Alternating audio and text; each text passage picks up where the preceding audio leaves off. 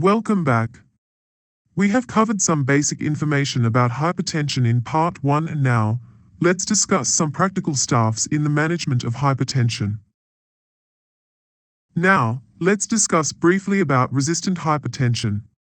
Resistant hypertension is defined as uncontrolled hypertension, where BP is more than 140, 90 mm mercury, with good medication adherence while on 3 or 4 antihypertensive agents, including a diuretic, in adequate doses. Before labeling a patient as having resistant hypertension, it is very important that the practitioner ascertain these factors. Number 1, the patient adheres to medication. It means at least 80% compliance. Secondly, the blood pressure is measured appropriately. The patient does not have office-resistant hypertension. Thirdly, the medication should be in an appropriate combination and dosage of drugs is prescribed, namely 3 drugs including a RAS blocker, a CCB, and a diuretic. And finally, the patient is not taking any substances which may antagonize the hypertensive effects of the drugs taken. It is therefore important that a thorough review of the patient's history, physical examination, and investigations be done, including estimation of renal function glomerular filtration rate. Once a patient is confirmed to have true resistant hypertension, consider referral for exclusion of secondary causes. Although the prevalence of secondary hypertension is around 5%, its prevalence is higher in patients with resistant hypertension. Depending on series, prevalence of secondary hypertension among patients with resistant hypertension can be as high as 66%, with obstructive sleep apnea accounting for most of it. Subsequent investigations arranged should be guided by symptoms present, examination findings elicited, and results from preliminary investigations. It is prudent that any investigations to be ordered or arranged must be rational with cost-effectiveness in mind. After all trouble, you will ask, what will be the further management for resistant hypertension? Well, the treatment options in resistant primary hypertension again divided into pharmacological and non-pharmacological management. Healthy living must be re-emphasized. A 4th drug should be added to the combination of RAS blocker, CCB, and diuretic. 2 recent meta-analyses of randomized and non-randomized controlled trials showed that spironolactone is superior to active controls in reducing office, home, and ambulatory blood pressures. The definition has been proposed to be used on patients whose BP are not controlled after more than 5 antihypertensives. If blood pressures are still not controlled with 4 drugs, a 5th drug may be considered. Subsequent therapeutic options include a beta blocker, an alpha blocker, or a centrally acting drug. The prevalence of refractory hypertension among patients referred to a specialty clinic for resistant hypertension was reported to be 2.7% in one series and 9.5% in another one. Both resistant and refractory hypertensives are candidates for device-based intervention. Now we move to hypertensive urgency and hypertensive emergency. Hypertensive urgency is defined as severe increase in BP, which is not associated with acute end organ damage or complication, and these include patients with grade 3 or 4 retinal changes, also known as accelerated and malignant hypertension, but no overt symptoms and signs of acute target organ damage or complication. These patients may need admission. The aim of management is to reduce BP in a controlled, predictable, and safe manner to avoid provoking or aggravating acute coronary syndrome, cerebral, or renal ischemia. This is the flowchart for therapeutic strategies for previously undiagnosed patients. First, rest the patient in quiet room for at least 2 hours. Blood pressure measurement should be repeated after 30 minutes of bed rest. Initial treatment should aim for about 25% reduction in BP over 24 hours, but not lower than 160 systolic and 100 diastolic. Oral drugs proven to be effective and combination therapy may be necessary. Importantly, there is no role for intravenous BP-lowering drugs. Many of these patients have withdrawn from or are not adhering to antihypertensive therapy, and do not have clinical or laboratory evidence of acute target organ damage. Possible precipitating factors for hypertensive urgency include non-adherence to antihypertensive medications, less effective outpatient blood pressure control, acute pain, herbal supplement, and emotional stress. You can initiate oral antihypertensive agents if BP remains more than 180 over 110. All of these oral medications are proven to be effective. If there is response of the treatment, a hypertensive urgency discharge plan can be given. The hypertensive urgency discharge plan should include home blood pressure monitoring, OR check by healthcare provider at least 3 times per week. You need to tell the patient that if the BP is more than 180,110, repeat after 5 minutes. IF second BP higher or same as the first one, or patient having any symptoms, then patient need to seek for medical help. For medication, take the antihypertensive as prescribed and adhere to clinic follow-up appointment. If the patient experience symptoms such as chest pain, difficulty in breathing, or altered mental status, they should call 999. Hypertensive emergency is defined as severe elevation of blood pressure associated with new or progressive end organ damage or complication such as acute heart failure, dissecting aneurysm, acute coronary syndromes, hypertensive encephalopathy, acute renal failure, subarachnoid hemorrhage or intracranial hemorrhage. These may occur in patients with BP less than 180 systolic over 110 diastolic, particularly if the BP has risen rapidly. These patients should be admitted for immediate intervention and monitoring. Need to be reduced their BP rapidly based on clinical scenarios, and they should have their BP reduced by 10% to 25% within certain minutes to hours, but not lower than 160 systolic and 90 mm mercury diastolic. This is best achieved with parenteral drugs, hence, they need to be admitted. You can refer to this table to differentiate hypertensive emergency and urgency to facilitate your management. Rapid reduction of BP within minutes to hours in hypertensive urgencies should be avoided as it may precipitate ischemic events. Oral or sublingual drugs with rapid onset of action can result in an uncontrolled BP reduction.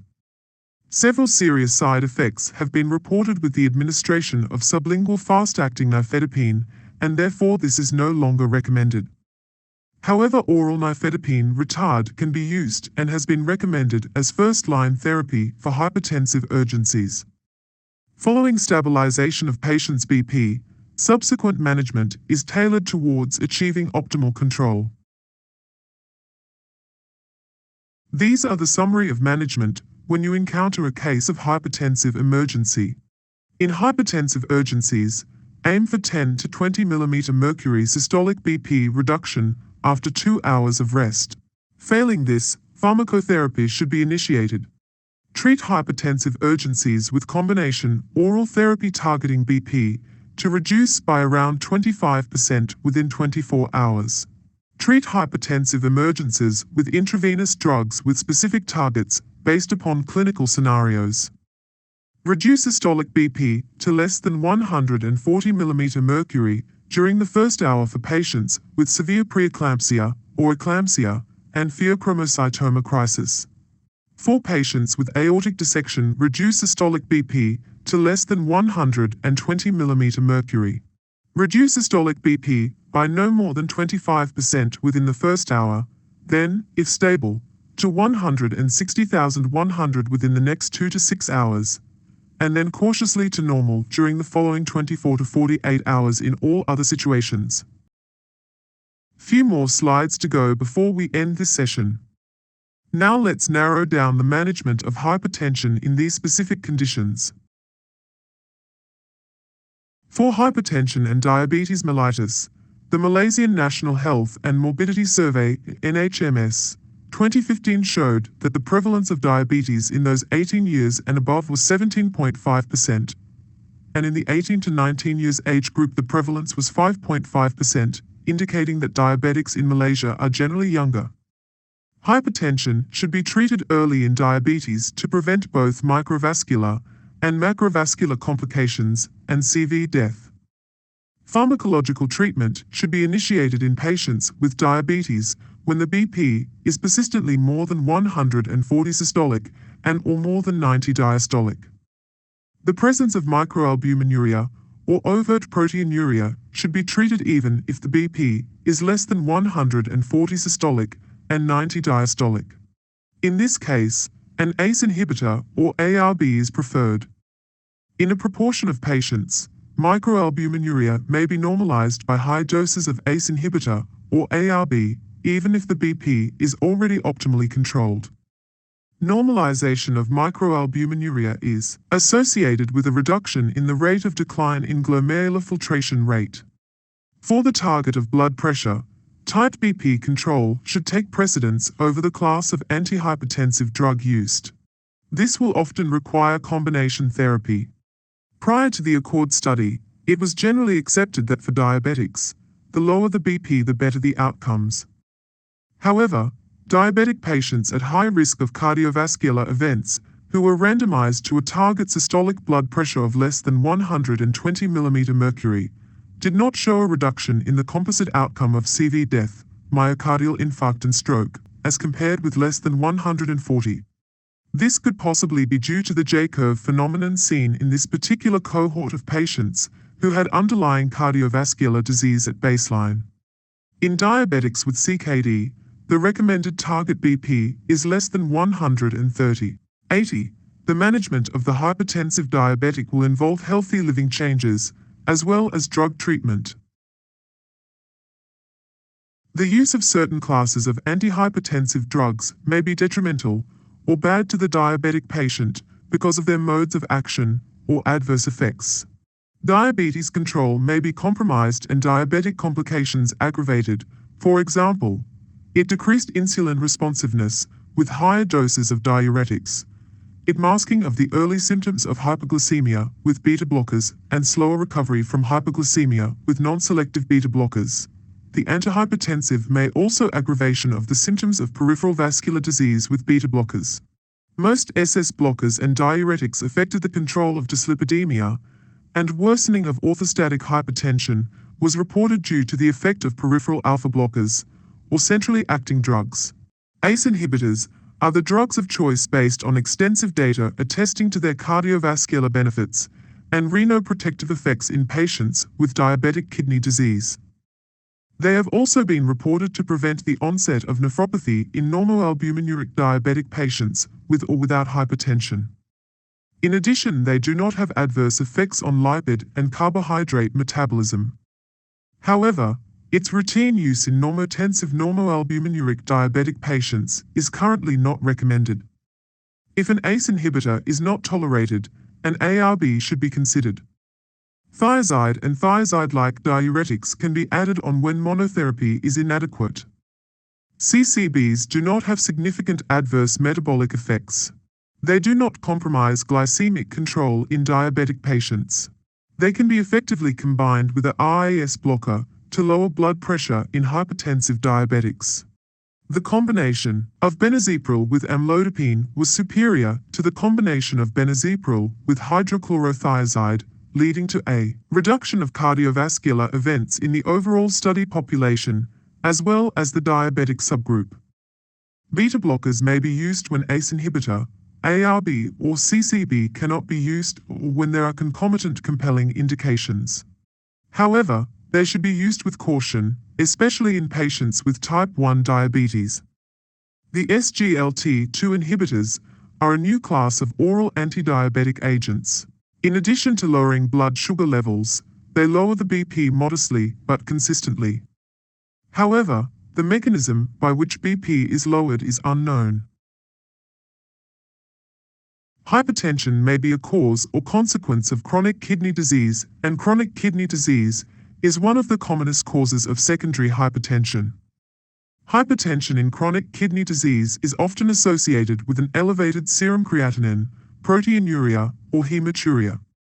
The prevalence of hypertension increases with increasing levels of renal impairment, and approximately 50 to 75% of individuals with eGFR less than 60 have hypertension. Hypertension accelerates the progression of chronic kidney disease and may lead to end-stage renal disease. Therefore, tight control of BP in patients with chronic kidney disease is important. The BP goals is depending on the urinary protein excretion. The target BP should be less than 140 systolic and 90 diastolic for patients with chronic kidney disease and less than 130/80 for those with proteinuria more than 1 gram over 24 hours.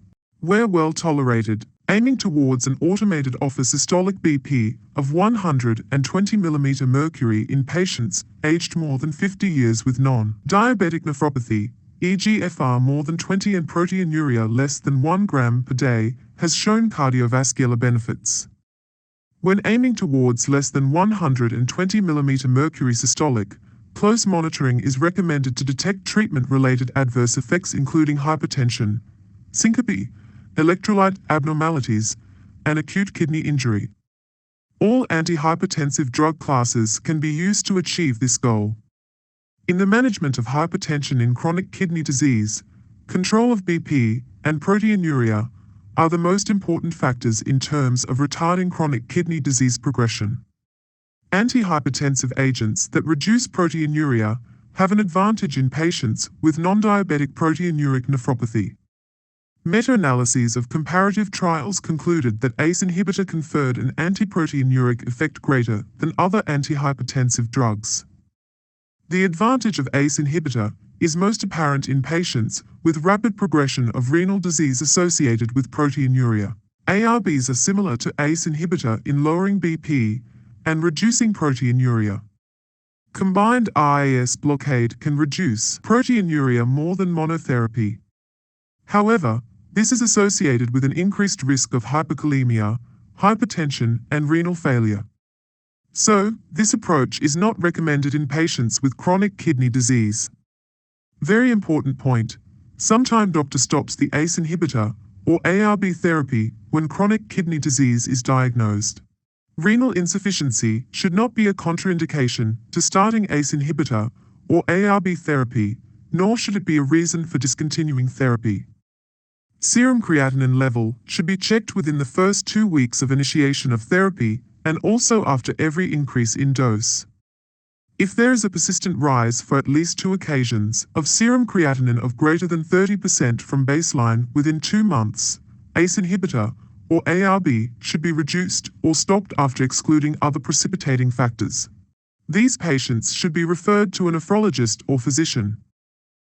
In patients with eGFR less than 30, thiazide diuretics may not be effective antihypertensive agents, and therefore loop diuretics are preferred. Concurrent diuretic therapy will often be necessary in patients with renal insufficiency since salt and water retention is an important determinant of hypertension in this setting. Calcium channel blockers may be used in renal disease. In those with proteinuria, the non-dihydropyridine group of CCB, namely diltiazem or verapamil, are preferred, as they have an additional anti-proteinuric effect. Dihydropyridine CCB can be considered if optimal BP is not achieved, but should not be used as monotherapy in patients with proteinuria. The combination of an ACE inhibitor and a non-dihydropyridine CCB is more antiproteinuric than either drug alone. Hypertension is the major risk factor for atherosclerosis, driving overall CV risk, thus sustained good control is important. This is especially important in the presence of other risk factors. Multiple coronary heart disease risk factors combine as multipliers to increase coronary heart disease risk that is greater than the sum of its individual components. Management of patients with hypertension should consider the individual's absolute coronary heart disease risk. The decision to initiate drug treatment should take this into consideration. Although the recommended target is less than 140/90 in those at high CV risk in whom it is deemed safe on clinical grounds, and in whom drug therapy is well tolerated, aiming for a lower blood pressure may be considered.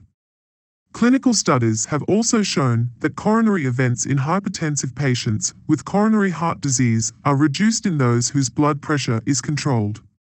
Based on many studies using different groups of antihypertensives, the benefits are achieved predominantly by lowering the blood pressure rather than the use of any specific class of antihypertensive agent. Cardioselective beta blockers are preferred. For patients with symptomatic and stable angina, the treatment of choice should be a beta blocker or a CCB.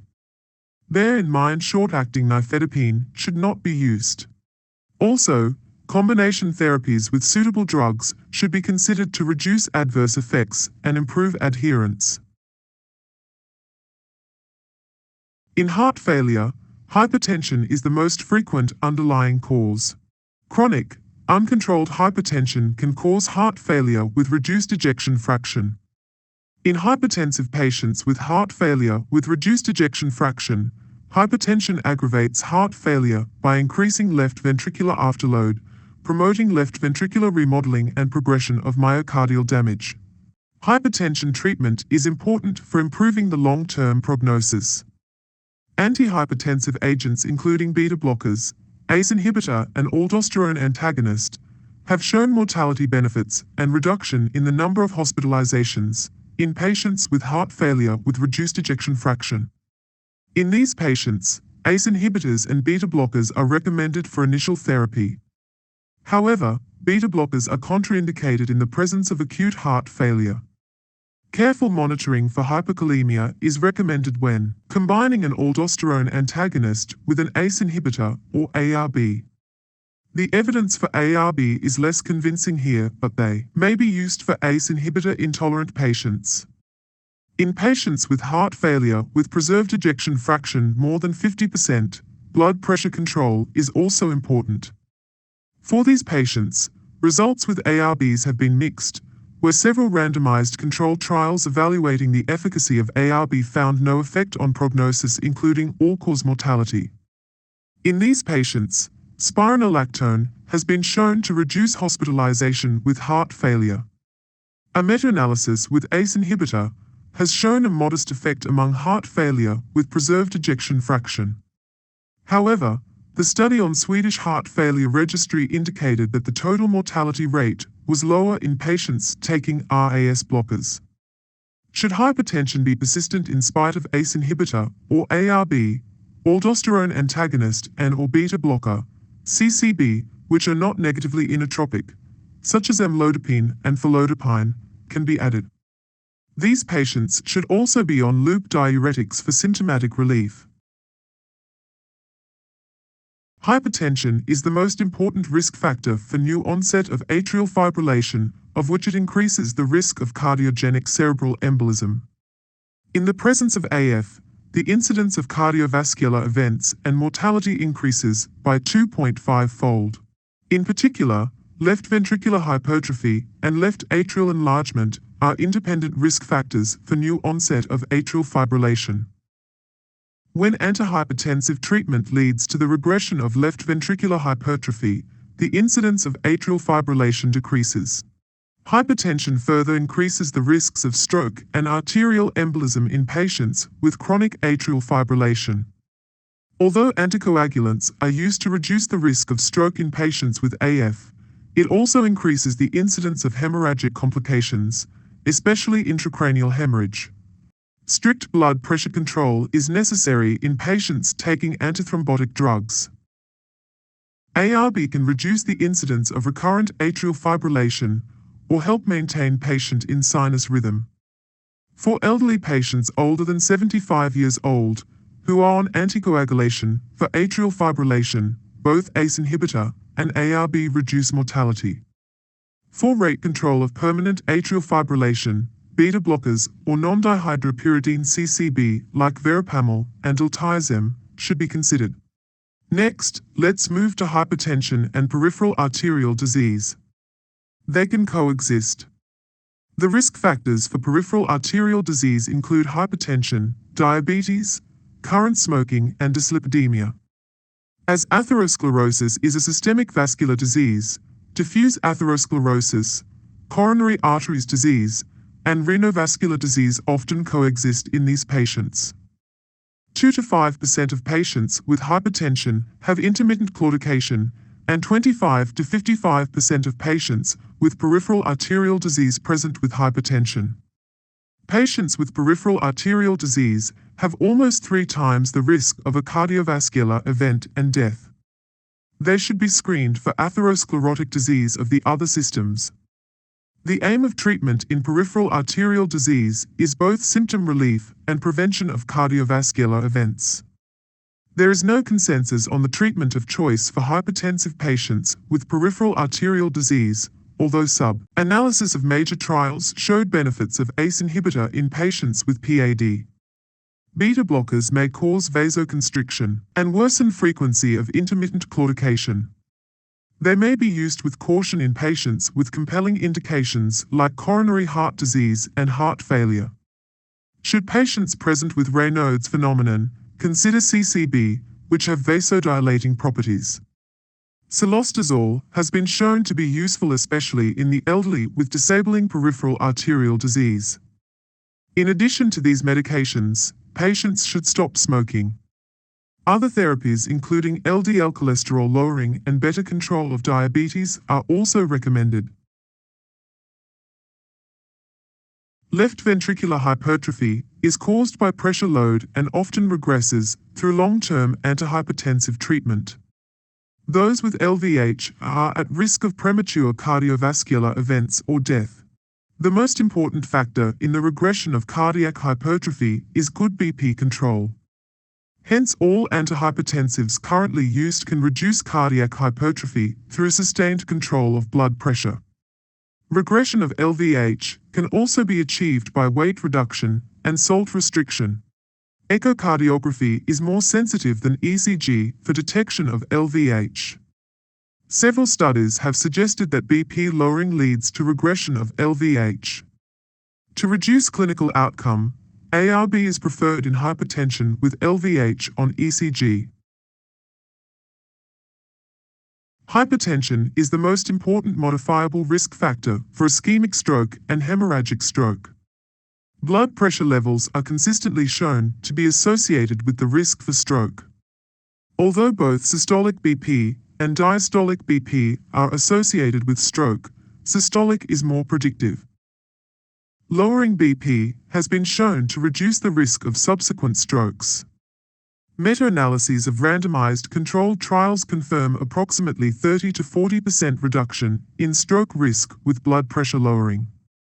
Combination of ACE inhibitor and thiazide-like diuretic has been shown to reduce stroke recurrence in both normotensive and hypertensive patients when treatment was started at least 2 weeks after the stroke. The target BP after a stroke is less clear. More recent guidelines suggested a target of less than 140 systolic and diastolic BP of 90 mmHg, but the most recent major outcome trials suggest that for patients with recent lacunar stroke, a target of less than 130 mmHg systolic and 80 mmHg diastolic is beneficial, especially for prevention of intracranial hemorrhage. Thank you for spending your time and giving your full attention on this topic. If you cannot remember anything from the presentation, this is the final important algorithm of management of hypertension.